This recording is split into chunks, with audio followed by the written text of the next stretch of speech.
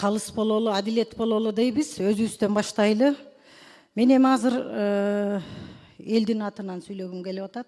Эл өкүлү болгондон кийин мына 2 күндөн бери Кыргыз мамлекетинде элдин баары түмөн түйшүктүү ойдун төгөрөгүндө эл абдан кыжаалат болуп турат.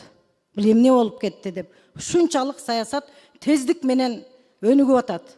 Саясий кырдаал, саясий абал кандай болгон учурда дагы адилеттикти туу тутсак, бирөөнүн артынан бычак сайып иш кылганды токтотсок, мамлекетте саясаттын эң чоң чордону саясат ушул жерде болот. Мен мына кече күндөн бери айтып атам. Ушул жерде коллегалардын баарына. Ай, каглайындар, төрагабыз турат. Нары бери чуркап, артынан бычак урмай токтотолу. Парламентте төрага эч бөлүп жарган жок. Адилеттик үчүн айтып коеюн мен. Бардыгына тегиз мамиле кылды. Кана кимди бөлдү, кимди жарды чыгып айткыла. Келгиле, А дедиби эми Б дейли. Кимиңерди бөлүп жарды? Көрүнгөн ушакты, көрүнгөн саясатты зуулдап жеткирип аткандар болду. Бетке айталы да. Бетке айталы. Эл бизди карап турат азыр. Ушу 2 досту да уруштурган ушу ушакчылар болду. Президенттин жанындагы вице-премьер-министр кече чыгып алып айтып атат. Камчыбек Кыдыршаевичтин кылган ишин жөн эле жокко чыгарып атат. Камчыбек Кыдыршаевичтей болуп ошол вице-премьер элге иш кылсынчы.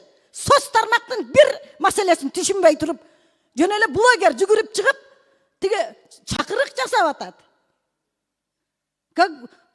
Кимдир бирөө элди бөлүп жарып салгандай. Кана элдин бөлүп жарылганы? Эл бөлүнүп жарылган жок. Каглайын, Кыргыз элинен айланайын. Эл бөлүнгөн жок. Элди бөлүп жарган, мо саясатты кылган ушул бийликтегилер болуп атат. Ошол вице-премьер элди бөлүп жарып атат. Чакырык жасап атат.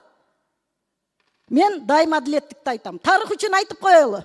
Бүгүн мүмкүн эл душманы көрөр, мүмкүн бизди адилеттик айтканыбыз үчүн бүгүн бир кодулоолорго каларбыз, чыдайбыз. Чоң саясатта жүрөбүзбү? Бул жерге парламентке чыдаганыңар келгиле. Кээ-бирлер жүрөт, комфорт зонадан чыкпай. Мамлекеттин майнасын алып атат. Ошонусуна курсан. Эл, Кыргыз элинин шору. Эгерде биздин саясат таза болбосо, элдин шору. 2 дос деп, мына эл 2 дос деп эркелетип айтып коет. Жакшы маанисинде. 2 достун ынтымагындан бузгандар болду. Кана кимин Камчыбек Кыдыршаевичтей чегараны чечүүдө мен ошол вице-премьерлерге айтар элем. Кыйын экенсиң, социалдык маселени биринчи орунга коюп койбойсуңбу? Президентке күйөр экенсиң, элге күйөр экенсиң. Бүт проблема социалдык маселелерде жылган. Оюңузду аягына чыгарып алыңыз. Ошон үчүн парламент чоң аянтча президент менен Камчыбек Кыдыршаевичти ымалага келтирип, ынтымакка келтире турган ушул жербиз. Кегиле бир кайрылуу кылалы. Токтотолу. Эл бир атасынан айрылып калгандай абдан кыжаалат болуп чалып атышат. Токтотолу, эми ачуу чындыкты кимдир бирөө айтыш керек. Мына мен ошол туруп берейин.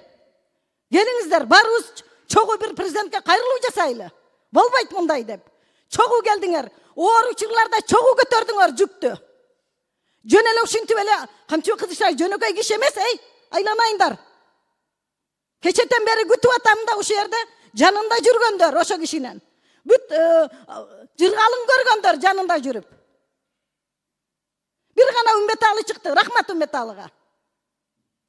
Мен кечетен бери ойлонуп атам, кимдир бирөө айтар бекен, жигиттерден кимдир бирөө мындай чыгып, ушул 2 дос урушпаш керек, жараштыралы деген сөздү айтар бекен деп аттым эле кечетен бери. Мына ошонун курмандыгы болуп отурат төрага. Бул кишинин мен бир канча жолу эч кимди сатпаган, бир канча жолу күбө болгонмун. Жигит деген жигитче кетет монтип. Мына өзүнүн арызы менен кетип атат.